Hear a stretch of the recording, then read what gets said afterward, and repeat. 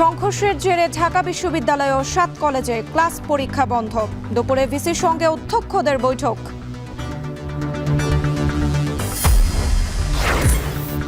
হত্যাচেষ্টা ও মারধরের মামলায় আদালতে আত্মসমর্পণ করে জামিন পেলেন চিত্রনায়িকা পরিমণি। খালাস পাওয়ার আশা।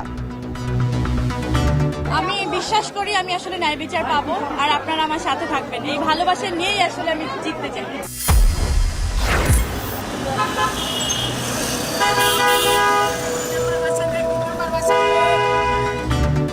লাইসেন্সবিহীন অটোরিকশার দাপটে অতিষ্ঠ নগরবাসী। দ্রুত লাগাম না টানলে দুর্ঘটনার ঝুঁকি বাড়বে সড়কে।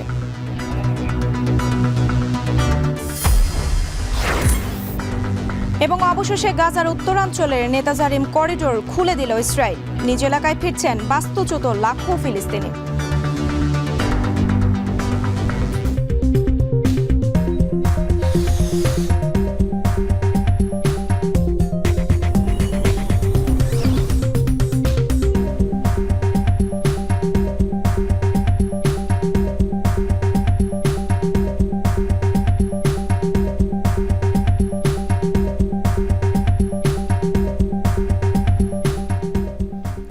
স্বাগত এখন ঢাকায়। পুরো আয়োজন জুড়ে সঙ্গে আছি আমি সুমাইরা চি। ঢাকা বিশ্ববিদ্যালয় ও ৭ কলেজের শিক্ষার্থীদের মধ্যে সংঘর্ষের ঘটনায় ঢাকা কলেজের কেন্দ্রীয় শহীদ মিনারে সংবাদ সম্মেলন করছেন শিক্ষার্থীরা। আমরা সরাসরি যুক্ত হচ্ছি সেখানে।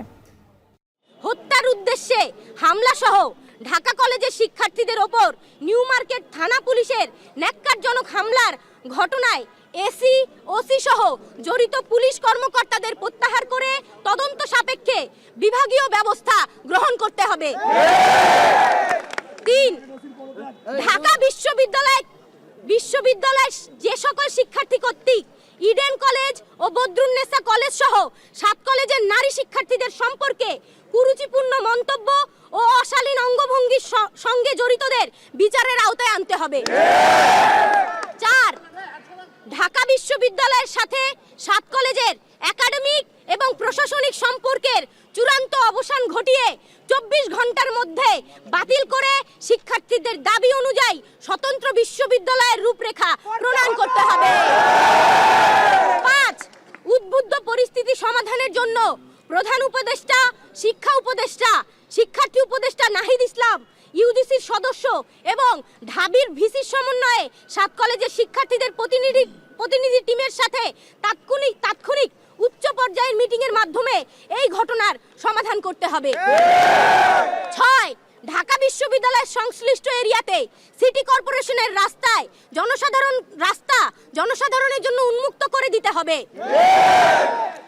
আপনারা জানেন ৭ কলেজ ২০১৭ সালের পর থেকে অধিভুক্ত হওয়ার পর থেকে ৭ কলেজের শিক্ষার্থীরা বারে রাস্তায় নেমেছে, বলেছে আমাদের সংকট নিরসন করেন। আমরা বারবার বলেছি এই যে শিক্ষার্থীকে বারে মুখোমুখি দাঁড় না করিয়ে এই সংঘাত না তৈরি করে এই বিষয়টির একটা সৃজনশীল সমাধান আপনারা দেন, কিন্তু এই সৃজনশীল সমাধান যতদিন পর্যন্ত দেওয়া না হবে এই সংঘর্ষ কিন্তু চলতেই থাকবে। এই কথা কিন্তু আমরা স্পষ্টভাবে বলে দিতে চাই। তাই আমরা বলছি অতি সত্বর ৭ কলেজের এই যে সংকট, সেই সংকটের সমাধান করতে হবে। আচ্ছা, আমি মোহাম্মদ সজিবউদ্দিন, ঢাকা কলেজ। আমাদের যে ২৪ ঘন্টা সময় দিয়েছে সেটা একটু আমরা সংশোধন করলাম, সেটা হচ্ছে ৪ ঘন্টা হবে। ৪ ঘন্টার ভিতরে বিকেল ৪টার মধ্যে প্রবেশী মামুনকে পদত্যাগ করতে হবে। আর এই আমাদের ঢাকা কলেজের শিক্ষার্থী রাকিবের উপরে যেভাবে নির্মম, যেই ফ্যাসিস্ট আওয়ামী লীগের আমলে পুলিশ যেভাবে হামলা করতো, ঠিক সেম কায়দায় হামলা হয়েছে। আগামী ৪ ঘন্টার ভিতরে এই হামলাকারীদেরকে শনাক্ত করে বিচারের আওতায় আনতে হবে। যদি না নেয় ৪ ঘন্টা পরে Dhaka college, Titumir college, ৭ college সহ আমরা কঠোর কর্মসূচি দিতে বাধ্য হব। ৪ ঘন্টার আলটিমেটামে আমাদের যে ৬ দফা আছে, এই ৬ দফা হচ্ছে বাস্তবায়ন করতে হবে। যদি না করে তাহলে আমরা ৪ ঘন্টা পরে আমরা কঠিন কর্মসূচির দিকে যাব। আমরা 4 দিন 5 দিন কিংবা 24 ঘন্টা বেঁধে দেব না আর, কারণ যখন বৈষম্য 7 কলেজে যে সংকটের বিরুদ্ধে যখন আমরা দাঁড়িয়েছি, তখন ঢাকা বিশ্ববিদ্যালয়ের প্রশাসন আমাদের উপরে লাঞ্ছনা বঞ্চনা বিভিন্নভাবে হ্যায় প্রতিপন্ন করে আমাদেরকে আরো ড্যামেজ করার চেষ্টা করেছে। আমরা যখন প্রতিবাদের সুর তুলেছি, তখন এই মামুন বাহিনী দিয়ে নীলক্ষেত এই মিরপুর রোডে আমাদের উপর অতর্কিতভাবে হামলা হয়েছে।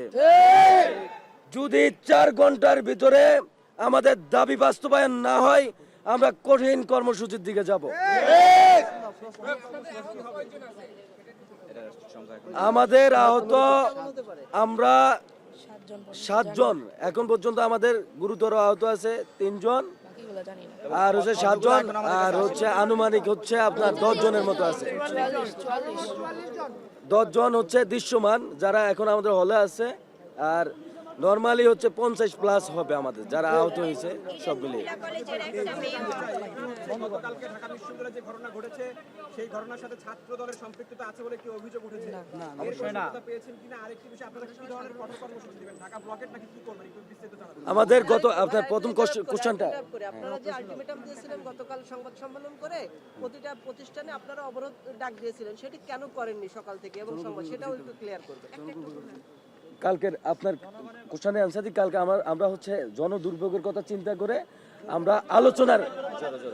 আমরা হচ্ছে জনদুর্ভোগের কথা চিন্তা করে আলোচনার প্রেক্ষিতে সকল দল মত নির্বিশেষে ক্যাম্পাসে 7 কলেজের সাথে সকল সামাজিক সংগঠনগুলোকে নিয়ে আজকে আমরা কালকের হচ্ছে যে সংবাদ সম্মেলনের যে কর্মসূচি ছিল ওটা উড্ড করে আজকে আমরা কর্মসূচি হচ্ছে হাতে নিয়েছি। 4 ঘন্টা আলটিমেটাম দিয়েছি যাতে আমাদের হচ্ছে দাবি দাওয়াগুলো মেনে নেয়, তারপরে দেন আমরা কর্মসূচি আচ্ছা ওইটা হচ্ছে 4 ঘন্টা পরে আমরা পেয়েছি জানিয়ে দেবো আমরা কি ধরনের কর্মসূচি দিব। আচ্ছা, ছাত্র দলের যে বিষয়টা যখন একটা মুভ ক্রিয়েট হয়ে গেছে, এখন এখানে কি ছাত্র দল ছিল নাকি ছাত্র শিবির ছিল ওইটা দেখার বিষয় ছিল না, বা আমরা খুঁজে বের করতে পারি নাই। ঢাকা বিশ্ববিদ্যালয় সবাই হল থেকে ছেলেপেলে যারা ছিল ওরা বেরিয়ে আসছে, ঢাকা কলেজের হল থেকে সবাই বেরিয়ে আসছে, যাতে ক্যাম্পাস টু ক্যাম্পাসে যে প্রাতিষ্ঠানিক যে দ্বন্দ্ব, সেই দ্বন্দ্বতে ওটা চলে গেছে ভাই। এখানে রাজনৈতিক কোনো ইস্যু ছিল না।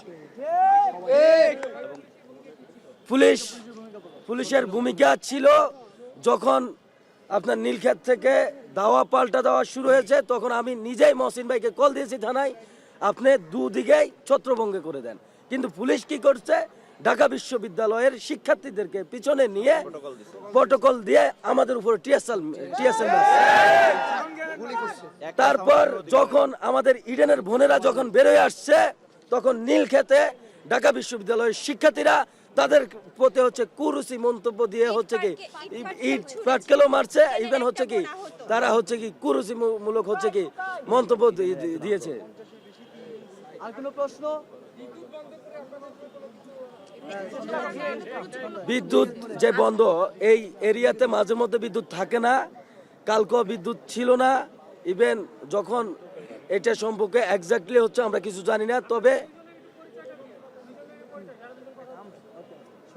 আমি হচ্ছে মোহাম্মদ সজিবউদ্দিন, ঢাকা কলেজ।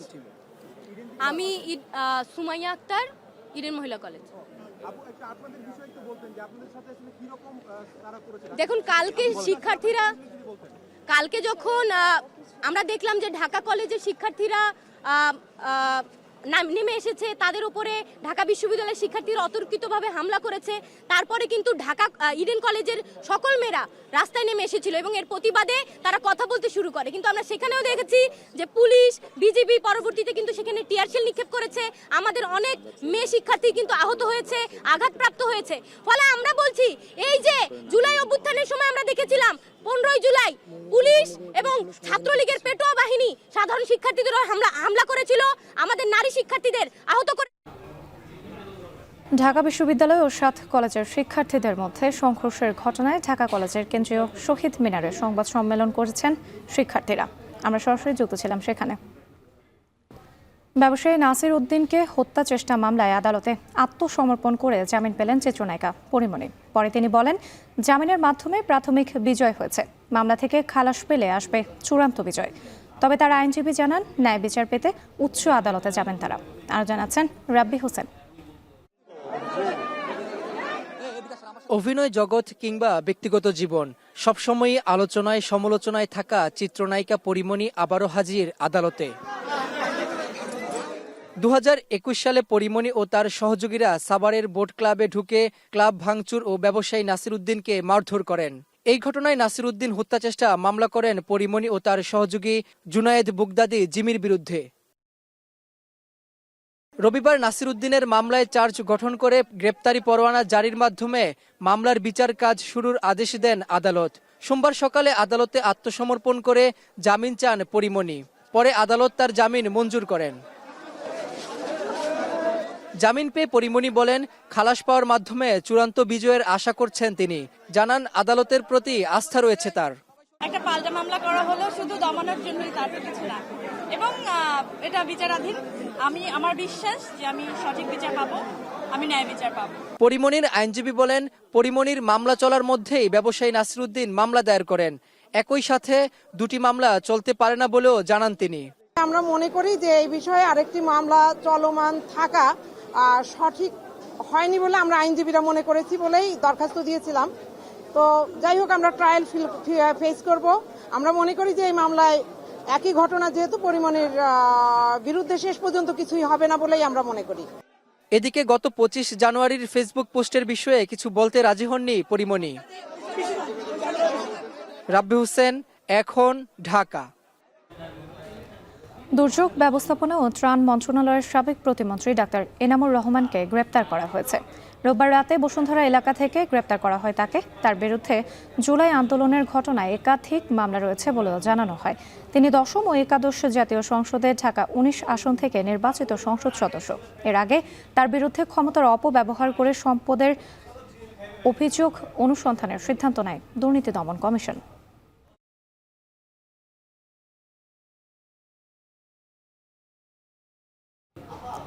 রাজধানীর সড়কে বেপরোয়া হয়ে উঠেছে ব্যাটারি চালিত অটোরিকশা। 30 থেকে 40 কিলোমিটার গতিতে চলতে সক্ষম এই অটোরিকশা নগরীর সড়কে অকার্যকর করে তুলেছে, সৃষ্টি করছে যানজট। সব মিলিয়ে লাইসেন্সবিহীন এসব অবৈধ বাহনের দাপটে অতিষ্ঠ নগরবাসী। বিশেষজ্ঞরা বলছেন, দ্রুত লাগাম টানা না গেলে সড়কে দুর্ঘটনার ঝুঁকি আরও বাড়বে। সানি মৃধার প্রতিবেদন।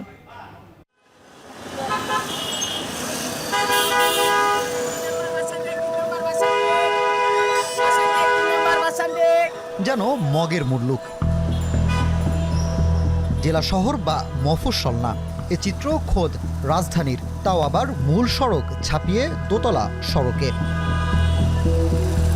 রাজধানীর রামপুরা ইউলুপে এভাবেই সকল নিয়ম কানুনকে বৃদ্ধাঙ্গুলি দেখিয়ে ট্রাফিক পুলিশের সামনেই অনায়াসে চলছে ব্যাটারি চালিত রিকশা। শুধু রামপুরাই নয়, গোটা রাজধানী জুড়েই এখন প্রধান সড়কগুলোতেও বাধাহীনভাবে চলছে রিকশা, অটোরিকশা। নেই লেনের বালাই, আর গতিতেও বড্ড বেপরোয়া, আর এতে অহরহ ঘটছে দুর্ঘটনা। পার হয়েছি, হুট করে একটা অটো সামনে দিয়ে ঢুকে গেল, কিন্তু একটা রিক্সা, পায়ে চালিত রিক্সাটা ওভাবে ঢোকেও না, আর ওর সামনে একটা যাত্রী বা একটা পথচারী পড়লেও ওটা অত ডিস্টার্ব মনে হয় না। বেশিরভাগ অ্যাক্সিডেন্টগুলো অটো রিক্সার জন্যই হয়, আর ওদের যে ব্যবহার, ওদের সাথে তো কেউই পারে না। তখন দেখা যাচ্ছে আমি যাচ্ছি, পাশ থেকে হঠাৎ করে একটা আসলো, আমি পড়ে গেলাম। পরিসংখ্যান বলছে, গেল 1 বছরে রাজধানী সহ সারা দেশের সড়কে 3 চাকার বাহনে দুর্ঘটনা 900-র বেশি। সেখানে হতাহতের তালিকাও বেশ বড়। জনবহুল ও যানজটের এই নগরে বৈধ যানবাহন সামলাতেই হিমশিম অবস্থা ট্রাফিক পুলিশের। সেখানে অধিকাংশ সময় অদক্ষ চালকের এলোমেলো চলাচলে নগরীর সড়কগুলোতে প্রতিদিনই তৈরি হচ্ছে বিশৃঙ্খলা। এর মধ্যে অটোরিকশার দৌরাত্ম্যে অতিষ্ঠ ট্রাফিক সদস্যরা। এই মেইন রাস্তায় আসার কারণে অটোরিকশা রাস্তার জ্যাম কিন্তু অনেকাংশে বেড়ে যাচ্ছে, আমরা কিন্তু নিয়ন্ত্রণ করতে পারতেছি না।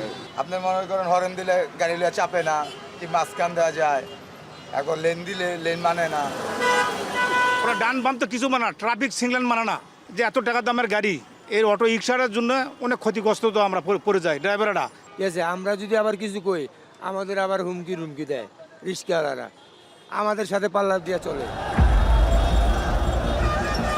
বিগত সরকারের আমলে অটোরিকশা চলাচলে নিষেধাজ্ঞা দিলেও চাপের মুখে আদেশ প্রত্যাহার করে নেয় শেখ হাসিনা সরকার। পরবর্তীতে অন্তর্বর্তী সরকারের আমলে মহানগরীতে অটো চলাচলে নিষেধাজ্ঞা আরোপ করেন আদালত। অটো চালকদের তীব্র আন্দোলনে তাও কার্যকর হয়নি। এরপর আরও বেপরোয়া হয়ে ওঠে অটো চালকরা। অভিযোগ আছে তৎকালীন পুলিশ কর্মকর্তা সহ প্রভাবশালীদের ছত্রছায়ায় সড়কে জায়গা করে নেয় অটো রিকশা চালকরা। যদিও এখন তারা বলছেন বেশি আয়ের জন্যই প্রধান সড়কগুলোতে উঠতে হচ্ছে তাদের। এইসব গাড়ির নামে তো লাইসেন্স লাগে না, লাইসেন্স তো দেয় না, সরকার তো দেয় না এটা লাইসেন্স। হ্যাঁ, মেন রাস্তা আমাদের আসা তো নিষেধ, কি করবো, এক পাল্লার 400 টাকা জমা দেয়, নিচ দেওয়া ভাড়া নাই। হ্যাঁ, মেইন রাস্তায় তো ভাড়া বেশি পাওয়া যায়। বিভিন্ন তথ্য মতে রাজধানীতে ব্যাটারি চালিত অটোরিকশার সংখ্যা 12 লাখেরও বেশি। লাইসেন্স ও নিবন্ধনহীন এসব ব্যাটারি চালিত অটোরিকশার অনেক চালকই অনভিজ্ঞ ও অপ্রাপ্তবয়স্ক। একসময় ঢাকার অলিগলিতে নিয়মিত এর চলাফেরা থাকলেও বর্তমানে নগরীর প্রায় সব প্রধান সড়কে চলাফেরা করছে বেপরোয়াভাবে। এতে যেমনি বাড়ছে তীব্র যানজট, একই সাথে বাড়ছে দুর্ঘটনার ঝুঁকিও। বিশেষজ্ঞরা বলছেন অতি দ্রুত এর লাগাম টানা না গেলে আগামীতেও দুর্ঘটনার ঝুঁকি আরও বাড়বে, একই সাথে বাড়বে যানজটও। যদি কোথাও আমরা অ্যালাউ করি তাহলে সেটা কোথায়, কেন করব, কতদিনের জন্য করব, তার পদ্ধতিটা কী হবে, তার রেজিস্ট্রেশন কী হবে, এই একটা পুরো পরিকল্পনা হাজির করা। সেই পরিকল্পনা নাই। এখন দেখা যাচ্ছে যে মূল সড়কে বিভিন্ন জায়গায় চলছে, প্রায়শই অ্যাক্সিডেন্ট হচ্ছে, ছোট থেকে বড় দুর্ঘটনা হচ্ছে এবং এটা যে কোনো দিন আরও বড় স্কেলে এই অ্যাক্সিডেন্টগুলো বাড়তে পারে। নানা সীমাবদ্ধতার কারণে শুধুমাত্র আইন শৃঙ্খলা রক্ষাকারী বাহিনীর তৎপরতায় অটোরিকশা নিয়ন্ত্রণে আনা সম্ভব না বলে দাবি করেন পুলিশের এই কর্তা। তো এই ক্ষেত্রে দেখা যাচ্ছে যে ওরা আইন মানতে চায় না এবং আইন আসলে অনেকে জানেও না। সবাই নিয়ে বসে একটা বাস্তব ভিত্তিক একটা সিদ্ধান্তে আসলে আমার ধারণা এই সমস্যাটা দ্রুতই সমাধান হয়ে যাবে। ঝুঁকিপ্রবণ বাহন বন্ধে বিভিন্ন সময়ে নানা উদ্যোগ নিয়েছে সরকার, কিন্তু কার্যকর হয়নি কোনো কিছুই। তাই নগরবাসীর চাওয়া নিরাপত্তার জন্য হলেও অন্তত প্রধান সড়কে অটো বন্ধে কঠিন পদক্ষেপ নেওয়া হোক দ্রুতই। সানিম রিধা, এখন, ঢাকা। সিটি কর্পোরেশনের রুট নির্ধারণের প্রতিবাদে ময়মনসিংহে চলছে ব্যাটারি চালিত অটোরিকশা চালক ও মালিকদের অনির্দিষ্টকালীন ধর্মঘট। এ নিয়ে আরও জানাতে নগরের নতুন বাজার এলাকা থেকে যুক্ত হয়েছেন হারুনুর রশিদ। হারুন, ব্যাটারি চালিত অটোরিকশা চলাচল বন্ধ থাকায় সড়কে কী ধরনের প্রভাব পড়েছে এবং একই সাথে জানতে চাই নির্ধারিত রুট নিয়ে সিটি কর্পোরেশন কী বলছে।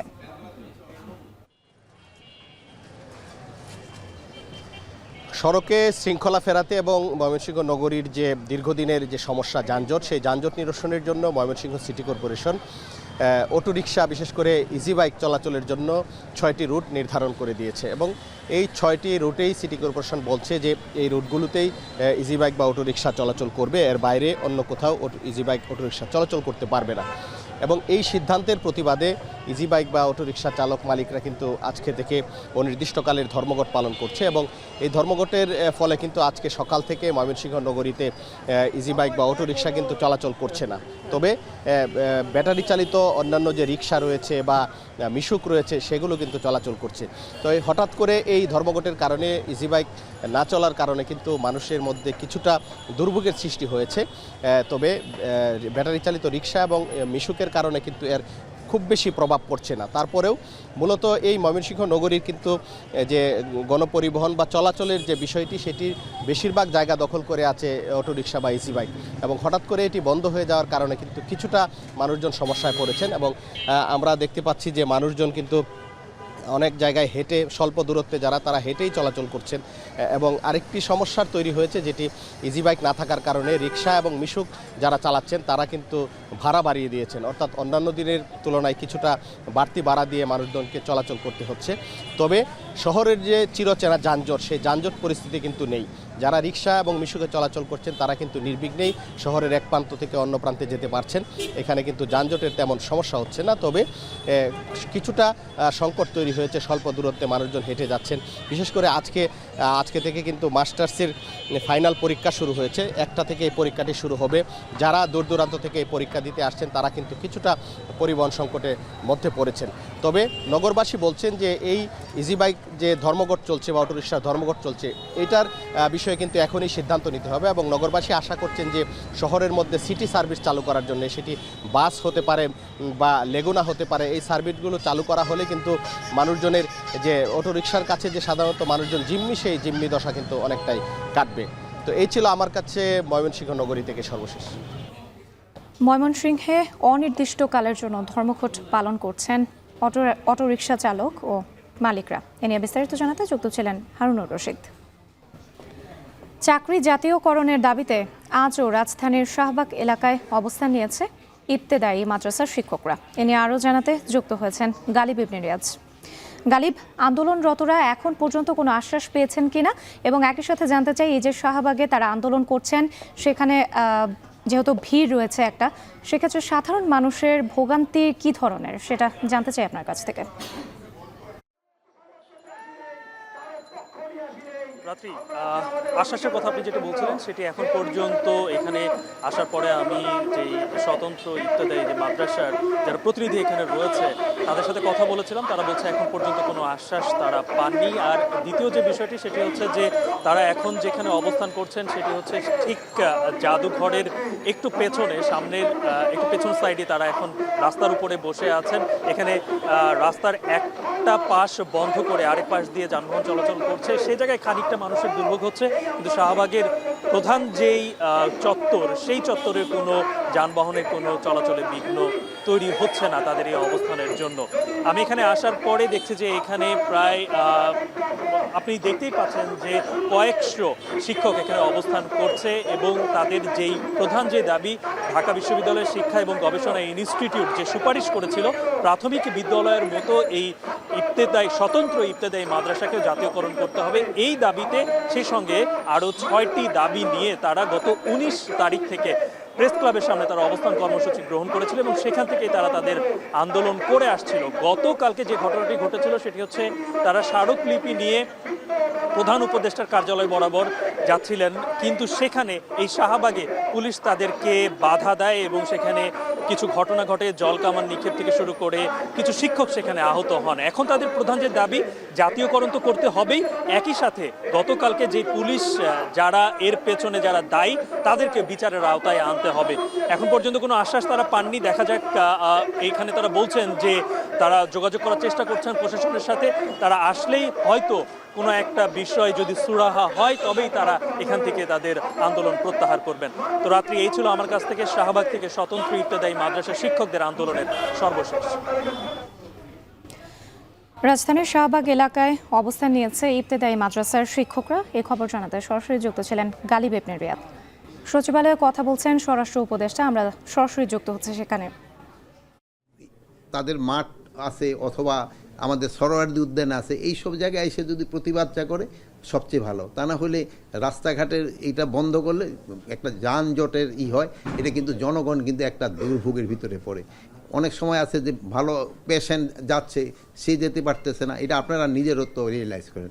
এই শাহবাগ মোড়ে হলে যেখানে 2টা বড় হসপিটাল, পেশেন্টরাই কিন্তু সবচেয়ে সাফার করে সবচেয়ে বেশি। এইগুলি ক্ষেত্রে আপনারাও একটু বলবেন। আর তাকেও যদি কোনো দাবি দেওয়া থাকে, এটা যেই সব মন্ত্রণালয়ের সাথে তাদের যে দাবি দেওয়াটা আছে ওটা তাদের সাথে যোগাযোগ করে ওইটারে সলভ করে নেওয়া, এবং প্রত্যেকটা জিনিস আমরা চাচ্ছি যে আলোচনার মধ্যে সলভ হোক।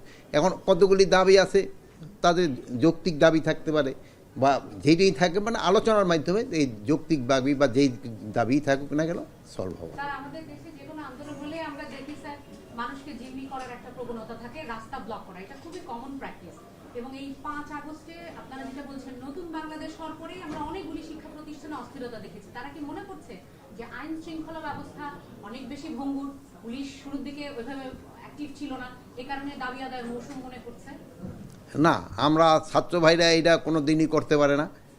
তারা দেশের জন্য ভাবে, এবং তারা দেশের জন্যই কাজ করে এবং তারা এই জিনিসটা হয়তো দুই একটা ক্ষেত্রে হয়, কিন্তু তারা যেই ছাত্ররা যেই সময় যেই কাজই করছে তারা কিন্তু পজিটিভটাই করে, তারা কিন্তু নেগেটিভ কোনো কাজ করে না। অনেক সময় আছে হয়তো একটা কাজ করতে গেলে ছোটোখাটো দিয়ে একটা ভুল হতে পারে, এবং এইটার ক্ষেত্রে আপনাদেরও একটা রুল আছে, আপনারাও কিন্তু পজিটিভটা তাদের বুঝাতে পারেন, ভাই এইখানে না করে এইখানে করো, এটা করলে ভালো। আমরা দেখেছিলাম যে ইফতেদায়ী শিক্ষকরা তাদের উপরে জল কামান বা টিয়ার সেচের নিক্ষেপ করা হয়েছে, এটা নিয়ে পুলিশের ভূমিকা নিয়ে অনেকেই সমালোচনা করেছেন। পুলিশও বলছে যে তাদের বিকল্প ছিল না, ঠিক কোন জায়গায় ঘাটতিটা? তো এইটার ক্ষেত্রে আমি একটু আপনারা বলি, আপনি বলে নেন, আপনিও বললেন, এড করেন। সেটা হচ্ছে ইফতেদায়ী পরবর্তী 7 কলেজ এবং ঢাকা বিশ্ববিদ্যালয়ের সংঘর্ষ হয়েছে, এখানে দেখলাম যে পুলিশ পরিস্থিতি নিয়ন্ত্রণ করবে, এটাই স্বাভাবিক, সেটা একটা সহনশীল প্রক্রিয়া। কিন্তু দেখলাম যে ঢাকা কলেজের একজন শিক্ষার্থীকে সে পরিচয় দেওয়ার পরও যখন সে নিয়ন্ত্রণ করতে গেছিল, তাদেরকে কিন্তু এলোপাতে তার প্রতি আঘাত করা হয়েছে, সেটা বলা যায় এক ধরনের মৃত্যু সজ্জায়। এই পুলিশ যে আক্রমণ করে লাঠিচার্জ করবে, সেটা একটা, যেটা আমরা দেখছি সেনাবাহিনী কিন্তু লাঠিচার্জ করে, কিন্তু পুলিশের যখন লাঠিচার্জ করে তখন কিন্তু তারা আসলে হুঁশ থাকে না, তাকে মাথায় মারতেছে নাকি চোখে মারতেছে। তো এই বিষয়ে তাদেরকে নিয়ন্ত্রণ করতে গেলে বিশেষ করে দিক নির্দেশনা আপনারা দিবেন কিনা, যে এই প্রক্রিয়া আসলে লাঠিচার্জ করা যাবে? আমাদের সব জায়গায় এলোপাতারি ভাবে তারা এই কাজগুলা করে। এই যে ধরেন আপনারাও কিন্তু আপনাদের সবসময় দিক নির্দেশনা দিই, এখানে আপনারা আস্তে আস্তে ঢোকেন, কিন্তু আপনারা এখানে ঢুকানোর সময় দেখবেন যে আমি আগেই বলি গ্লাসগুলি সরাই রাখো, যেহেতু আপনারই ভেঙে ফেলেন। আপনার মতো এত সেন্সেবল লোক যারা সমাজকে সচেতন করতেছেন, তারা কিন্তু এই 5 মিনিটের জন্য এটা করে ফেলেন। আর এটা ছাত্রদের ক্ষেত্রে ধরেন, পুলিশের ক্ষেত্রে ওই পরিস্থিতিতে এটা হয়ে যায় অনেক সময়, বাট তাদের ক্ষেত্রে আমরা সব সময় বলি যে এটা প্যাশন এবং ধৈর্যের সাথে এটা মোকাবেলা করেন, স্বরাষ্ট্র মন্ত্রণালয় কোর কমিটির বৈঠক শেষে গণমাধ্যমে কথা বলছিলেন স্বরাষ্ট্র উপদেষ্টা। আমরা সরাসরি যুক্ত ছিলাম সেখানে। জয়পুরহাট চিনিকলে আজ আখ মারাই মৌসুম শেষ হওয়ার কথা থাকলেও জমিতে আখ থাকায় মারাই মৌসুমের সময় বাড়ানো হয়েছে। এতে চলতি মৌসুমে চিনি উৎপাদনের লক্ষ্য পূরণের আশা কর্তৃপক্ষের। এ নিয়ে আরও জানাতে জয়পুরহাট চিনিকল থেকে যুক্ত হয়েছেন মাজিদুর রহমান। মাজিদ, আখ মারাইয়ের সময় কতদিন বাড়ানো হয়েছে, চিনি উৎপাদনের লক্ষ্যমাত্রা নিয়ে কর্তৃপক্ষ কি বলছে? হ্যাঁ রাত্রি, আপনি জানেন যে গত মাসে 20শে ডিসেম্বরে কিন্তু আখ মারাই মৌসুম শুরু হয়েছিল এই জয়পুরহাট চিনিকলে, এবং 55,000 মেট্রিক টন আখ মারাই করে 3,000 মেট্রিক টন চিনি উৎপাদনের লক্ষ্যমাত্রা নির্ধারণ করা হয়েছিল। সেক্ষেত্রে কিন্তু আজকে যে মারাই মৌসুম শেষ হওয়ার কথা ছিল, কিন্তু আখ এখনও জমিতে থাকার কারণেই কিন্তু এখনও বন্ধ হয় নাই। তবে মিল কর্তৃপক্ষ বলছেন যে আজকে রাত পর্যন্ত এখানে আখ আসবে, হয়তো কালকে বন্ধ হবে, কিন্তু চিনি উৎপাদন কিন্তু আরও 2 দিন পর্যন্ত থাকে। অর্থাৎ এখানকার মিল কর্তৃপক্ষ যেটা মনে করছেন যে আজকে মধ্যরাতে যদি বন্ধ করা হয় তাহলে 2 দিন পর আরও চিনি উৎপাদন হবে। সেক্ষেত্রে যে লক্ষ্যমাত্রা নির্ধারণ করা হয়েছিল যে 3,000 মেট্রিক টন চিনি উৎপাদন হবে, সেক্ষেত্রে কিন্তু হওয়া সম্ভব। আজকে সকাল 8টা পর্যন্ত এখানে চিনি উৎপাদন হয়েছে 2,600 মেট্রিক টন। আরও চিনি উৎপাদন হওয়ার কথা আছে এবং আরও 2 দিনও চিনি উৎপাদন হবে, এবং আখ মারা হয়েছে 55,000 মেট্রিক টন। আর এখানে চিনির যে দাম, এখানে খোলা বাজার, এখানে যে মিল গেটে যে চিনির দাম নির্ধারণ করা হয়েছিল, যারা আখ চাষি তাদের জন্য 125 টাকা কেজি দরে চিনি উৎপাদন করা হবে, এবং যারা ডিলার তারাও হয়তো 1 টাকা 2 টাকা কম বেশিতে তারা কেনাবেচা করবে। এইভাবে কিন্তু এখান থেকে মিল গেট থেকে চিনি বিক্রি মানে এখানে হচ্ছে।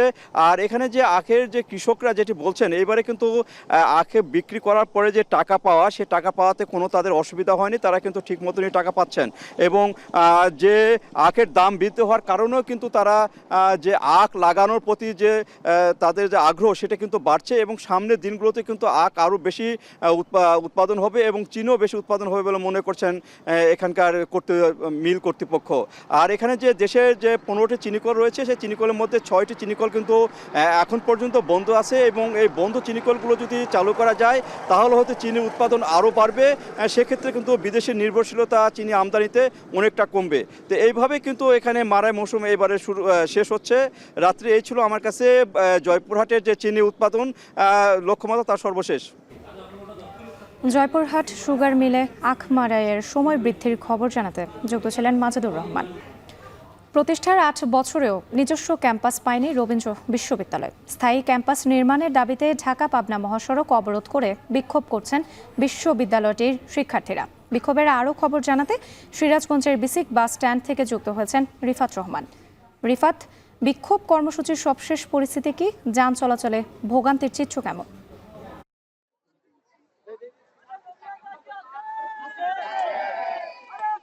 রাত্রি আপনি যেটি বলছিলেন যে আসলে প্রতিষ্ঠার ৮ বছর পার হলেও এখন পর্যন্ত কিন্তু রবীন্দ্র বিশ্ববিদ্যালয়ের কিন্তু স্থায়ী ক্যাম্পাস এখন পর্যন্ত নির্মাণ করা হয়নি, যে কারণে কয়েকদিন যাবতই কিন্তু এই রবীন্দ্র বিশ্ববিদ্যালয়ের যারা শিক্ষার্থীরা রয়েছেন তারা কিন্তু বিভিন্ন কর্মসূচি পালন করছেন। তার মধ্যে গতকালও কিন্তু প্রায় ২ ঘন্টা এই বগুড়া নগরবাড়ি মহাসড়ক অবরোধ করে রেখেছিল শিক্ষার্থীরা। আজও কিন্তু ওই কিছুক্ষণ আগে থেকে কিন্তু এই বগুড়া নগরবাড়ি মহাসড়কের যে বাস স্ট্যান্ড এলাকা রয়েছে, বিসিক বাস স্ট্যান্ড এলাকা বলে, এই এলাকায় কিন্তু তারা মহাসড়কে অবস্থান নিয়ে তারা কিন্তু বিক্ষোভ প্রদর্শন করছে এবং মহাসড়ক তারা কিন্তু অবরোধ করে রেখেছে। এতে করে কিন্তু দুই পাশে কিন্তু যে যানবাহনগুলো ছিল সেগুলো কিন্তু আটকা পড়েছে এবং মানুষের কিন্তু ভোগান্তি হচ্ছে। আমি ক্যাম্পাসের শিক্ষার্থীদের সাথে কথা বলেছি, তারা যেটি জানিয়েছেন যে তারা প্রায় ৮ বছর হলো কিন্তু এই অস্থায়ী 3টি ক্যাম্পাসে তারা ক্লাস করছেন এবং এখন পর্যন্ত কিন্তু তাদের স্থায়ী ক্যাম্পাস প্রতিষ্ঠিত হয়নি, যে কারণে কিন্তু তারা এই দাবি নিয়ে রাস্তায় নেমেছেন এবং দাবি আদায় না হওয়া পর্যন্ত কিন্তু তারা এই আন্দোলন চালিয়ে যাবে। তো রাত্রি সিরাজগঞ্জের এই বেসিক বাস স্ট্যান্ড থেকে অবরোধের এই ছিল আমার কাছে সবশেষ। প্রতিষ্ঠার ৮ বছরেও নিজস্ব ক্যাম্পাস পায়নি রবীন্দ্র বিশ্ববিদ্যালয়। স্থায়ী ক্যাম্পাস নির্মাণের দাবিতে ঢাকা পাবনা মহাসড়ক অবরোধ করে বিক্ষোভ করছেন শিক্ষার্থীরা। এ নিয়ে বিস্তারিত জানাতে যুক্ত ছিলেন সহকর্মী রিফাত রহমান। যুদ্ধবিরতি চুক্তি অনুযায়ী এ সপ্তাহে ৬ ইসরায়েলি বন্দীকে মুক্তি দেওয়ার শর্তে গাজার উত্তরাঞ্চলে প্রবেশে নেতাজারিম করিডোর খুলে দিল ইসরায়েল। দীর্ঘ অপেক্ষার পর নিজ ভূমিতে ফিরছেন বাস্তুচ্যুত ৬.৫ লাখ ফিলিস্তিনি। তবে ধ্বংসস্তূপের মধ্যে কিভাবে জীবনযাপন করবেন সেটাই এখন বড় চ্যালেঞ্জ। জাহানারা ভুইয়ার প্রতিবেদন। দীর্ঘ অপেক্ষার সমাপ্তি ঘটিয়ে এবার নেতজারিম করিডোর দিয়ে গাজার উত্তরাঞ্চলে নিজ ভূমিতে ফিরছেন লাখো ফিলিস্তিনি। সোমবার সকাল থেকে আল রশিদ স্ট্রিটে পায়ে হেঁটে প্রবেশ করেন তারা। অনিশ্চয়তাকে মাথায় নিয়ে খুশি মনে সেখানেই শুরু করতে চান নতুন জীবন। بدنا نروح نشوف اهلنا، نروح نشوف امي وابويا. 15 شهر صرنا مش شايفينهم. بدنا نروح، صرنا من زمان بنستنى نروح نشوفهم. لي سنه ونص مش شايف اهلي وارجع اشوفهم. انا يعني بس 3 ايام قاعد بستنى فيهم هذا برضه اروح لاهلي. এর আগে উত্তরাঞ্চলে প্রবেশে নেতজারিম করিডোরের সামনে টানা 2 রাত খোলা আকাশের নিচে অপেক্ষা করে প্রায় ৬.৫ লাখ ফিলিস্তিনি। যুদ্ধবিরতি চুক্তি অনুযায়ী এ সপ্তাহে ৬ ইসরায়েলি বন্দীর মুক্তির বিনিময়ে এই অঞ্চলে প্রবেশের সুযোগ পান তারা। গাজার উত্তরাঞ্চলে এত বিপুল সংখ্যক ফিলিস্তিনি যাচ্ছে ঠিকই, তাদের সামনে কি কঠিন দিন অপেক্ষা করছে তারা নিজেরাও জানে না। কারণ রেখে আসা সাজানো বাড়িঘর এখন কেবলই ধ্বংসস্তূপ। ছিমছাম উপত্যকাটিকে মাটির সঙ্গে মিশিয়ে দিয়েছে ইসরায়েলি সেনারা। নেই জীবন ধারণের কোনো সুযোগ। ممزوج بين فرحانين وبنستنى او حزنانين كمان على راح نشوفه غاد. يعني فيش مدينه، فيش بيت، فيش رايحين مجهول يعني. كنا نبدا حياه جديده واصعب من اللي كانت هنا. অবশ্য ইসরায়েলকে গাজার উত্তরাঞ্চল থেকে সব ধ্বংসস্তূপ সরিয়ে নিতে বলছেন মার্কিন প্রেসিডেন্ট ডোনাল্ড ট্রাম্প। ফিলিস্তিনিদের জন্য এই অঞ্চলকে বসবাসযোগ্য করে দিতে চান তিনি। জাহানারা ভুইয়া, এখন বিশ্ব। শেষ করছি এখন ঢাকা। যাওয়ার আগে শিরোনামগুলো আরও একবার।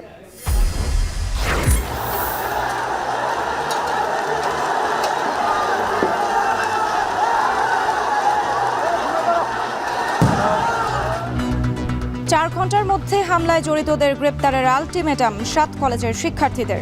আলোচনা করে সমাধানের আহ্বান স্বরাষ্ট্র উপদেষ্টার। হত্যা চেষ্টা ও মারধরের মামলায় আদালতে আত্মসমর্পণ করে জামিন পেলেন চিত্রনায়িকা পরিমণি। খালাস পাওয়ার আশা। আমি বিশ্বাস করি আমি আসলে ন্যায় বিচার পাবো, আর আপনারা আমার সাথে থাকবেন। এই ভালোবাসা নিয়েই আসলে আমি জিততে চাই।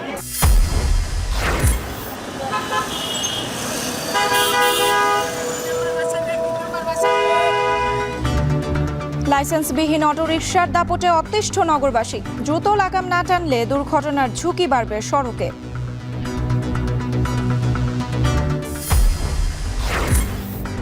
এবং অবশেষে গাজার উত্তর অংশে করিডোর খুলে দিল ইসরায়েল। নিজ এলাকায় ফিরছেন ৬.৫ লাখ বাস্তুচ্যুত ফিলিস্তিনি।